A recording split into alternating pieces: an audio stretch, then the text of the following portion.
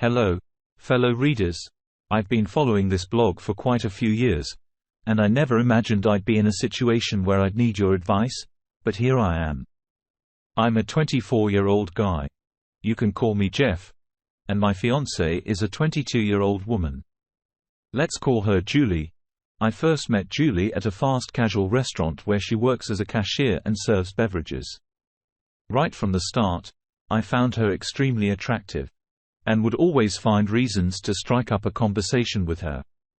If she happened to be busy with another customer, I let them go ahead of me just so I could place my order with her. Gradually, I began frequenting the restaurant for lunch about 2-3 times a week just to chat with her, but I never quite found the courage to ask her out. Then one day, while she was ringing up my order, she wrote her phone number on the back of my receipt and encouraged me to call her that evening, expressing how much she enjoyed our conversations. I did just that, and we talked for a solid 2 hours. Toward the end of our conversation, I mustered up the courage to ask her out on an official dinner date. The date went really well, and she opened up to me about her life, revealing that she is the mother of a 4-year-old boy. She became a mother during the beginning of her senior year in high school. As she told me, the child's father was never a part of the child's life. He moved to Georgia after graduation, and she hasn't had any contact with him since. She also mentioned casually dating a few other guys in the past, but nothing had turned serious. On my end, I had 2 previous girlfriends before Julie. When I learned about her child, I expressed that I'd like to maintain our friendship but wasn't interested in pursuing anything more. Given her existing responsibilities as a mother, she was understanding and agreed with this arrangement. We continued to hang out, meeting up once or twice a week, just enjoying each other's company. This dynamic continued for nearly 2 months until one day, she surprised me with a kiss. From that point, our next 3 dates gradually became more passionate. And eventually, we took our relationship to the next level. It was an amazing experience. And from then on, I was fully committed. We started spending every evening and weekend together. And after a couple of weeks, she introduced me to her son, whom we'll call Josh. Josh and I immediately connected, and he started joining us almost every time we were together. Even though I initially had reservations, I ended up falling in love with Julie and her son. When I discussed the situation with my parents, they had their doubts. They believed that given my recent graduation and stable job, I could find someone else. My mother questioned whether I truly wanted to take on the responsibility of raising another man's child. I clarified that we weren't at that stage yet but would consider it in the right circumstances. A few weeks later, I introduced Julie and Josh to my parents, and their opinions began to shift. They found Julie to be very nice and quickly developed a fondness for Josh. Afterward, they expressed their approval of our relationship, but advised caution since I had only known Julie for a few months at that point. I assured them that I would proceed at a comfortable pace. During that period, Julie had a roommate named Jane. Jane also worked at the restaurant with Julie, and was engaged to be married. After Julie and I had been dating for 8 months, she informed me that Jane wanted to move in with her fiancé, but Julie couldn't afford the rent without Jane. After some consideration, I decided to move in with Julie and Josh, allowing Jane to make her move. I had lived with my parents throughout my entire life, even during my college years, and I felt it was time for me to become more independent. Julie and Jane supported my decision, but my parents strongly objected. They emphasized that it was ultimately my choice but expressed their concerns. I reassured them that it wasn't a long-term commitment, and I wouldn't be signing a lease. I was simply taking over Jane's share of the rent payment. When I moved in, there were still 7 months left on the lease. Fast forward, Julie, Josh, and I have been living together for almost 5 months now, and everything has been going smoothly. I had developed strong feelings for Julie, and I had grown very close to little Josh. We were so close that he once told me he wished I were his dad. Even though I suspected Julie encouraged him to say that, I knew he genuinely liked me. As I mentioned, everything was going well until an unusual incident occurred about 3 weeks ago. One night after Josh had fallen asleep, Julie and I were talking. She mentioned that one of her coworkers, Jamie, found me attractive and expressed interest in being intimate with me. Shockingly, she also revealed that Jamie's husband wanted to have an affair with her. I was completely taken aback and disgusted by this revelation. I informed Julie that I appreciated the compliment but had absolutely no interest in being intimate with Jamie. I also inquired about Jamie's husband. And this was the first time Julie had mentioned anything about this situation to me, which left me quite upset. Rather than addressing my question directly, Julie proceeded to ask if I was aware that Jamie and her husband were bi and involved in an open relationship. I responded no. How would I have known that unless you told me? Julie then wanted to know if I thought any less of them. To which I replied that I didn't judge them. I mentioned that as adults, they were free to make their own choices. But that such a lifestyle wasn't something I personally embraced. And I hoped it wasn't something Julie was considering either. We concluded the conversation there, but Julie's demeanor left me pondering this matter intermittently over the past few weeks. Now let's fast forward to yesterday, or more precisely, last night, when everything took a dramatic turn. Julie's former roommate, Jane, and her long-term boyfriend got married. They had a civil ceremony at 5:30 p.m. followed by a lively reception. The party extended into the early hours of the morning. I typically don't consume alcohol. And I was the designated driver for Julie and several of her friends due to my large SUV. The group consisted of Jamie, her husband, and another co-worker of Julie's, Jess, who attended the wedding solo. These three friends had plans to indulge in drinking and get intoxicated. Julie mentioned she would limit herself to only 1 or 2 drinks, claiming she didn't get drunk anymore. In fact, I had never witnessed her drink prior to last night. As the night went on, everyone was enjoying themselves, imbibing and dancing. Around 11:30, I noticed that Julie appeared slightly tipsy, which struck me as odd since I had only seen her nurse to drinks all night. I asked her if she had consumed more alcohol, and she replied in the negative. By this time, it was nearly 1 a.m., and the last of the partygoers were leaving. I gathered everyone who had ridden with me into my vehicle. Our first stop was Jess, the single attendee who I dropped off. The next stop was at Jamie and her husband's apartment. When I pulled over, Julie mentioned that she needed to use the restroom. She exited the car and followed Jamie and her husband, whom I'll call Joe, up the stairs to their apartment. I remained in my vehicle with the engine running, assuming she would return within a few minutes. After waiting for about 10-12 minutes, I turned off the engine and decided to check on the situation. Upon reaching the door, I knocked and entered. Inside the living room stood Julie, along with Jamie and Joe, all visibly intoxicated from their conversation. Without any prompting from me, Julie suggested, "Let's sleep here tonight." I nervously chuckled and replied, "No. Let's go." But what she said next left me stunned. Julie continued saying, "They've got 2 bedrooms. You and Jamie can sleep together and me and Joe can sleep together." Hearing this, disbelief and anger welled up within me. I reiterated, "Let's go." However, Julie retorted, "I'm not going anywhere and you can't make me.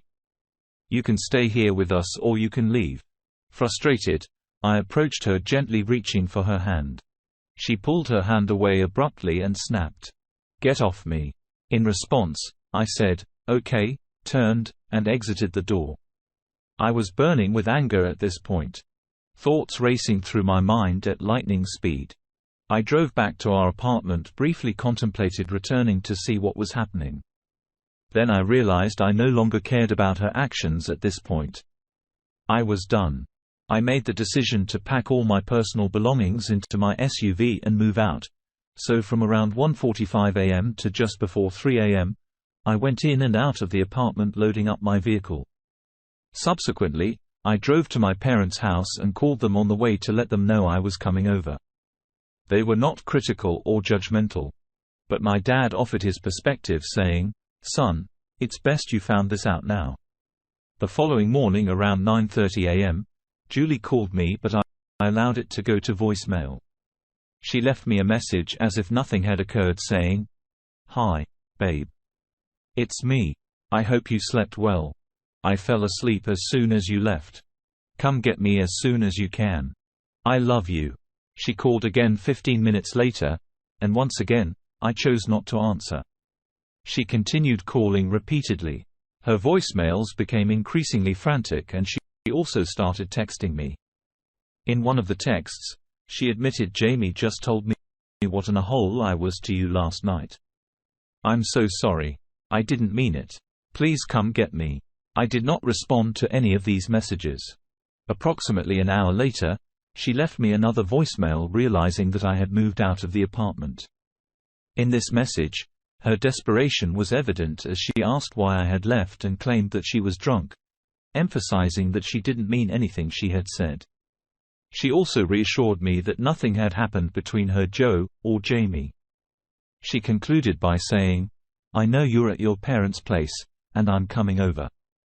Upon hearing this, I didn't want her to create a scene at my parents' house, so I quickly sent her a text. She immediately responded with a text pleading for me to come back home. I replied simply, "No. We are done." She texted back, claiming it was all a big misunderstanding. Again, I responded firmly, "We are done." She then texted back, saying she was coming over to my parents' house. I messaged her, letting her know that I was leaving for the day and wouldn't be there when she arrived.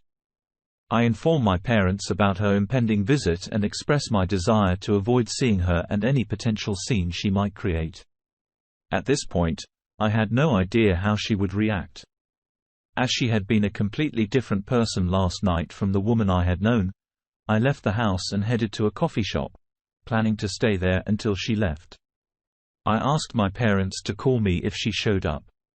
About half an hour later, my dad called and informed me that Juliet had been there and had left. He had greeted her at the door and informed her that I wasn't at home and that he didn't know when I would return. This all transpired just a few hours ago, and I'm still here at the coffee shop, typing out this lengthy post, which has been quite cathartic, by the way. Now I'm experiencing some doubts regarding my choice.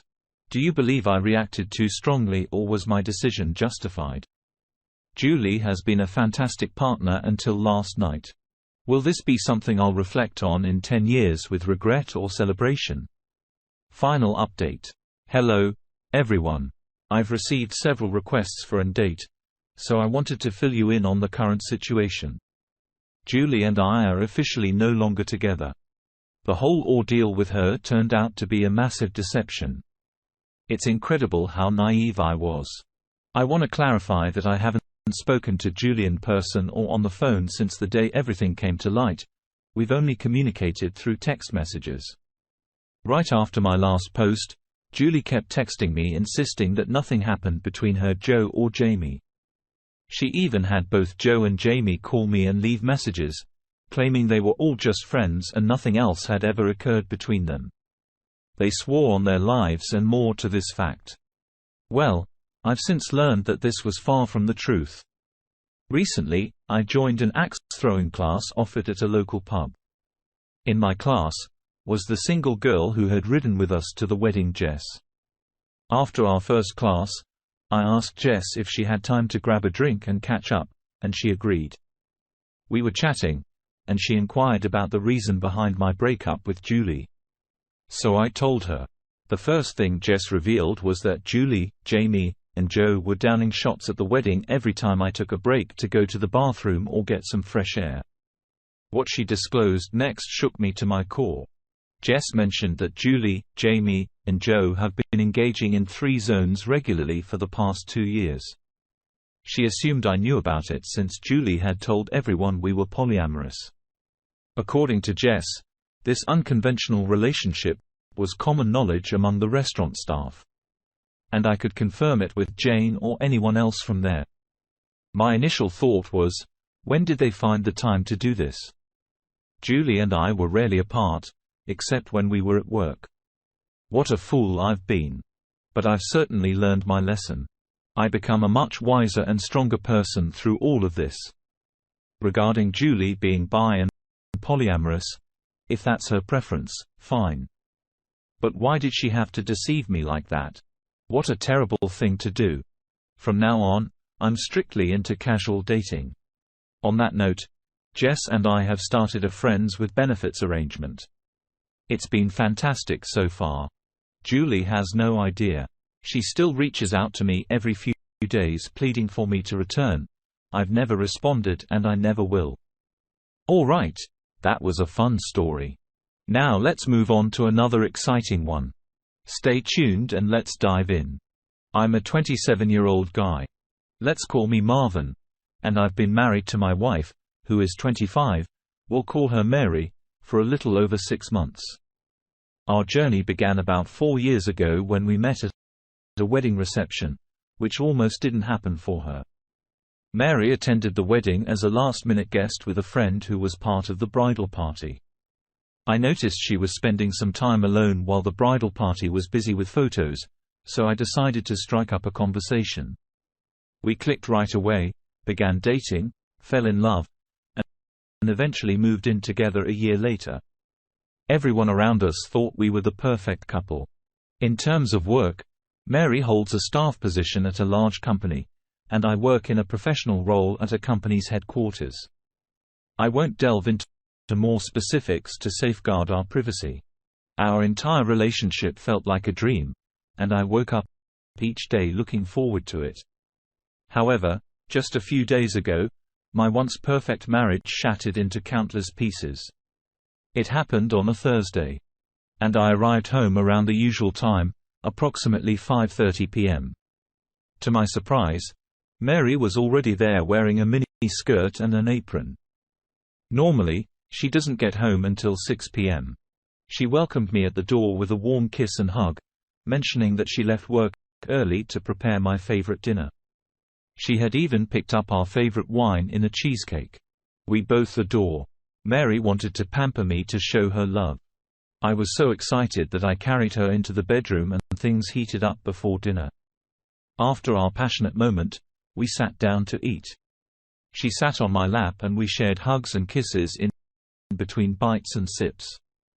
Once we finished the meal, she stood in front of me, pressing her lower chest and stomach against my face. I wasn't sure what she was up to, but I played along. She then asked me to look up at her and dropped the news. We're pregnant. I couldn't have been happier. I stood up, lifted her, and twirled her around. We both laughed and I must admit shed tears of joy as we had been trying to start a family since our wedding night. We loaded the dishwasher and sat down to enjoy our cheesecake. That's when I suggested we do a three-way call with our parents to share the news together. Mary liked the idea, so we used her phone on speaker mode to tell both sets of parents about the exciting news. They were overjoyed, as this would be the first grandchild for both families. Afterward, we cuddled on the couch and discussed getting ready for the baby. I felt incredible. Words can't express it. But then, things took a sudden turn. Mary left for the bathroom. And when she returned, she had an envelope in her hand, which she handed to me. She asked me not to be upset with her. I reassured her, telling her how could I be mad when she had just made me the happiest man in the world. As I opened the envelope, I found a 2-page handwritten letter from Mary to me. She began by expressing her love for me more than anything else in the world, followed by a string of all the wonderful things a wife could say about her husband. Then came the bombshell. She revealed that on 2 consecutive days just before Christmas, she had a romantic encounter with a coworker from her company. She went on to say it was the biggest mistake of her life, and that she'd spend a lifetime making it up to me. Naturally, I was in shock by this point and asked, "What's going on?" She simply looked at me, tears streaming down her face, and said how deeply sorry she was. I questioned, "Is this for real?" She confirmed it and broke into tears again, expressing her sincere apologies. I pressed her for the identity of the man, but she refused to answer, insisting it didn't matter since it was in the past and would never happen again. I asked once more, but she still refused. So I stood up and headed for the bedroom to start packing. I didn't just pack clothes, I also gathered some of my personal belongings because cheating was a deal-breaker for me. While I walked toward the apartment door, she was on the floor clinging to my left leg, crying. I continued walking slowly, gently trying to free myself from her grip. As I reached the door and opened it, she let go and stood up. And there happened to be a guy coming down the hall whom I greeted as I opened the door. After that, I drove straight to my car and traveled 20 miles away to stay in a hotel for the night. On the way, I phoned my nearby living brother and explained what had unfolded, and he couldn't believe it. He remarked that there might be no recovering from this. To which I replied that I wasn't certain because I felt utterly devastated and didn't want to dwell on it. He suggested that I come to his place, but I declined, saying I wasn't in the right state of mind to drive. So he insisted on coming over to the hotel to talk to me. The first thing my brother inquired about was whether the child was mine. My response was, "Oh, man. I didn't even think about that." My self-esteem plummeted, and I started venting my frustrations, with my brother patiently allowing me to let it all out. Once I had calmed down, my brother advised you need to devise a plan for how to handle this situation. I'll assist you. I initially expressed my desire to find a way to salvage the marriage, but my brother reasoned with me. He explained that I had a unique opportunity to walk away from this without major consequences. As an annulment of the marriage could be a possibility, he cited an example from our childhood where a neighbor cheated on his wife just 3 months into their marriage, and the wife was granted an annulment. By the end of our conversation, I still felt terrible, but I had a clear plan for my next steps the following day, which was Friday. I had chosen to take the day off since I had worked 4 10-hour days the previous week, earning me a day off. I spent that day researching attorneys and managed to secure appointments with 3 different law firms. Throughout the day, Mary bombarded me with non-stop calls and texts. She didn't go to work and her voice sounded frantic. I chose to ignore her calls, but did reach out to both our parents to explain the entire situation. I also called her best friend and cancelled the double date we had scheduled with her and her boyfriend for Friday night. Perhaps I shouldn't have disclosed our personal issues to everyone, but I was consumed by anger and the desire for revenge at that point. Later in the afternoon, my sister-in-law called, mentioning that Mary had been trying to contact her all day. She informed me that Mary had driven to their house twice to see if I was there, which was a 30-minute drive. Illustrating her frantic state, my sister-in-law told Mary that I wasn't there and that they knew my whereabouts, but couldn't divulge the information. The messages from my wife were essentially incoherent, filled with frantic pleas amid sobs containing all the things you'd expect from someone in her situation. On Friday evening, I treated my brother-sister-in-law and parents to a lovely dinner at a nice restaurant. It was a kind of celebratory dinner for my brother and sister-in-law since their 10th anniversary was just around the corner. We had an enjoyable time, although our conversation mostly revolved around Mary and me. They all believed it would be best for me to seek an annulment, move forward and start anew. However, I wasn't entirely convinced. They proposed that I meet with Mary the following day to break the news to her.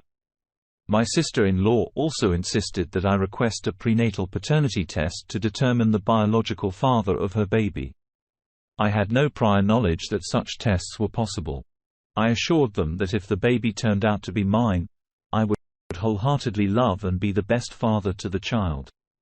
If not, that would be Mary's responsibility to address. Throughout the meal, Mary called me 4 times, while my brother, mom, and sister-in-law each received 2 calls from her. Before leaving the restaurant, I phoned Mary and arranged to meet her the next morning at my brother's house. She had suggested meeting at our apartment, but I declined. I preferred a neutral location with other people nearby. When she arrived, I immediately informed her that our marriage was over, and I intended to file for an annulment. I also expressed my desire for a paternity test. She became very emotional and distraught.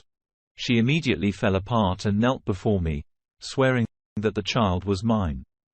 She claimed to be certain based on the conception date. I insisted on the paternity test and assured her that if the child was indeed mine, I would be the best father possible.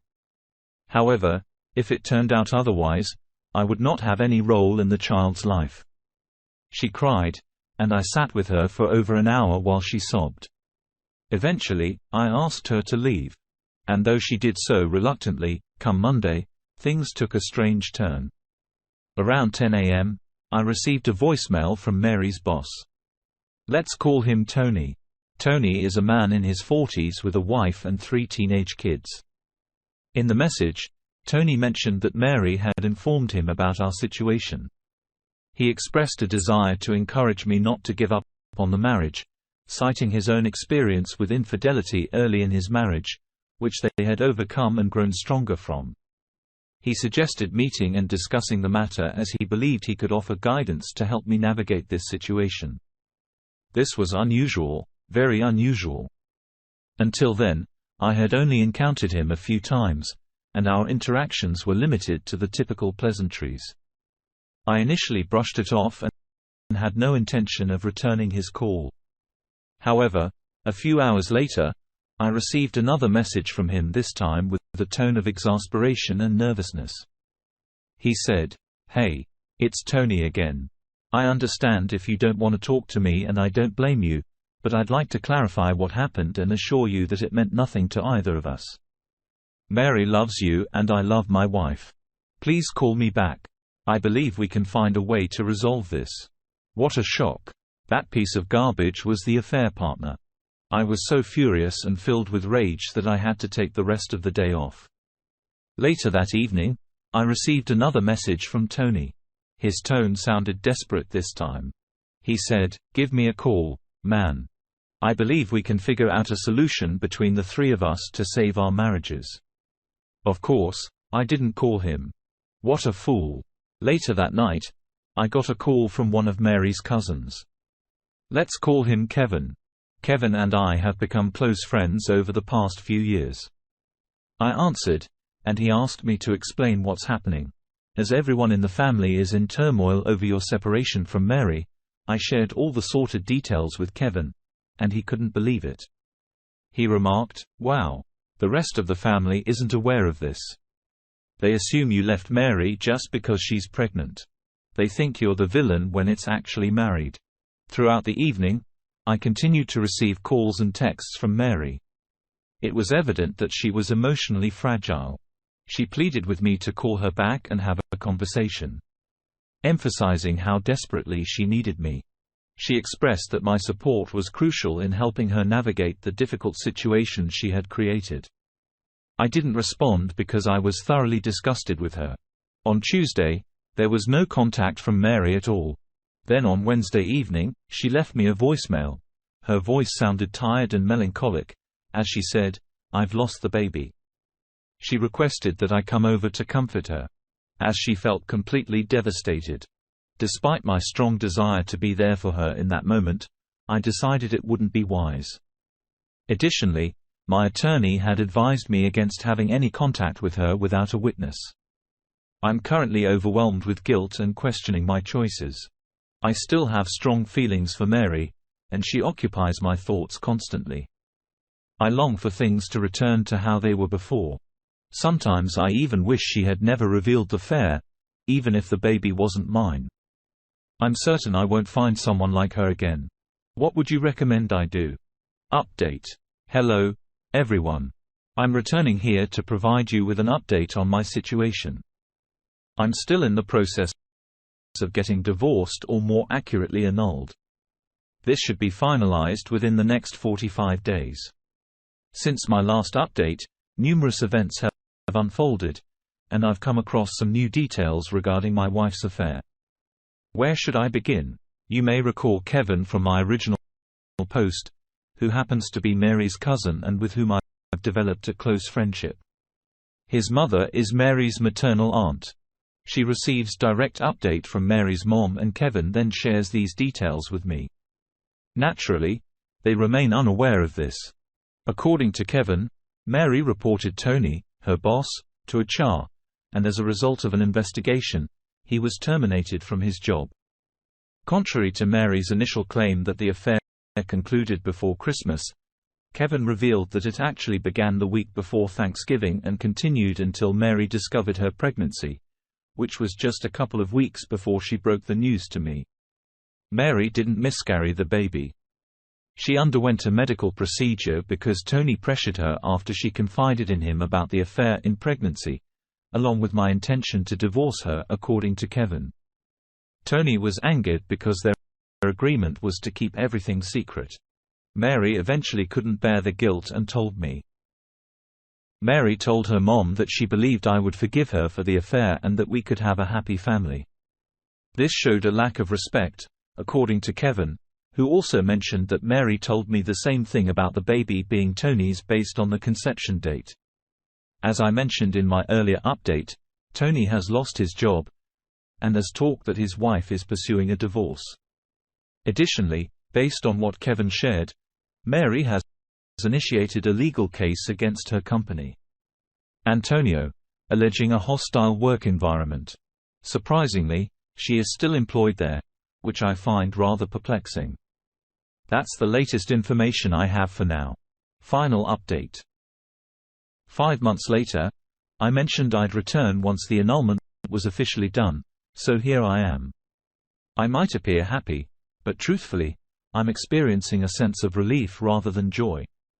Despite all the lies and deceit, Mary initially wouldn't agree to the annulment, which meant the legal process could have dragged on for a year or even longer. Based on information from her cousin, Kevin, along with her parents' and sister's intervention, they made her realize that prolonging the proceedings would expose all her secrets in court.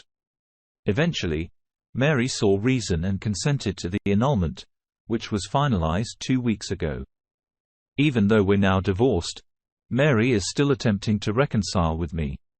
She inundates me with text messages and voicemails multiple times each week, offering everything from a one-sided open marriage to sharing the settlements she received from her company and her lover. According to Kevin, she settled for roughly $100,000 from each party and ended up with around $150,000. I've consistently ignored her, and as Kevin mentioned, it's really getting under her skin. She's absolutely fixated on winning me back. She's even informed her family that reuniting with me is her ultimate objective, believing it'll happen eventually. Well, let me tell you that's not going to occur. That sums up my story, at least for the time being. I appreciate all your advice. It genuinely confirmed I made the correct decision. Hopefully, all you newlywed guys here have taken some lessons from my ordeal and can steer clear of something like this in your own relationships. I need to share this story here because if I share it elsewhere, it could have serious consequences for my life. My boyfriend and I have been together for 3 years, and generally, we've had a great relationship. However, I made a terrible mistake. There's this guy, let's call him Mike, whom I've been friends with for over 10 years. We are very close friends. And at one time during high school, we were teetering on being something more, but it never happened due to circumstances at the time. I was devastated but came to accept it. But we've remained close friends over the years and come to accept that we were meant to be nothing more. We move in the same friend circles, so we are thrown together often. Some of my previous partners have had a problem with me being close to Mike and other male friends. But generally, they've never imposed any rules, so we never had to tone our friendship down. My current boyfriend is usually jealous and protective, but since Mike also has a girlfriend, it had eased my boyfriend's worries. 2 days ago, we hung out at this trendy place outside the city and were getting drunk. As it got closer to midnight, our friends started leaving one by one. Normally, I'd have left too, as I'm an early sleeper, but this day, something was in the air, and I felt it. Finally, our last friend left, and that left me and Mike with a few other random people in the bar. We decided to hang out a bit more and were contemplating calling a taxi because we were both tipsy. But we never did call a taxi as we both ended up in a room in the motel across from the bar. It was probably the biggest mistake of my life, but also the most sensational toe-curling lovemaking I've ever had. We had Zach several times before falling asleep cuddling. The next morning, I woke up to the horrible realization and started breaking down. But Mike woke up and started consoling me. Then we ended up having closeness again. And by noon, we left to go to our respective apartments. Once I was on the bus, I checked my phone and saw about a dozen missed calls from my boyfriend. And a few messages on WhatsApp. His last message said, "You better get back soon." I was dumbstruck because that sounded threatening, and he's never been like that before. So I hurried back home and found him waiting there with his bags packed. The second he saw me, he started lashing out at me, calling me names like ho, slang, etc. and wouldn't even let me get a word out. I knew by that time what this was about, and somehow word of what I did with Mike had reached home even before I did. I tried to calm him down, but he wouldn't have any of it and walked out of our apartment with his stuff. On his way out, he said he hoped betting Mike was worth it because he's through with me. I went after him, literally breaking down in the parking lot, asking him to stop and listen to what I had to say, but he just drove off. The guards at the security post at the gate were watching and came to inquire after me, so I'm sure everybody in the complex has already heard of our ordeal by now. I feel intense guilt because I know my boyfriend has been faithful to me through and through. I feel absolutely terrible and don't know what to do. I don't want to involve anybody else, especially my friends. I know they'd be horrified and completely turned off by me. I do not know what to do, and I'm a total mess now. So I know everybody asked me not to contact Mike. But I did anyway. I had to warn him that my boyfriend knows, and he might alert his girlfriend too, but it turned out she already knew. One of her coworkers had been inside the bar when Mike and I slipped off to the motel from across the bar on the other side of the road. He had tipped her off, who in turn tipped my boyfriend off. So literally, by the time Mike and I hit the bed, they were aware. And we had closeness for hours, unaware that our respective spouses were aware of what we were doing the very second. I do not know what to feel or what to do now. My boyfriend has been completely unresponsive, and I think I'm blocked. I'm yet to tell any of my friends. I really do not want to, but I know it's just a matter of time before they come to know. Edit. Yes, I've been in contact with Mike. I do not have anybody to rely on now. I need some emotional support system, and considering I'm not getting it here either, who am I even supposed to turn to except him? Edit 2. Yes, Mike has been over to our place. No. I do not know what to do about our lease. It's been 4 days now since he left, and I think I've got to face the harsh truth. My boyfriend is my ex now, most likely. He's not on the lease as this has been my apartment from the beginning, but he did pay rent. So, yeah, he's not bound by the lease and can up and leave. And now I've either got to pay it all on my own, difficult given my income, or find a flatmate. My friends are still unaware. Edit 3. My friends have learned about the situation and their opinions are mixed, which is somewhat reassuring because not all of them are completely turned off by me. Mike and his girlfriend are trying to work through things, so he's moved out of my place for the time being. I plan to post an ad soon to find a flatmate. I've been drinking excessively to numb my pain. That's the update. Feel free to criticize me if you want.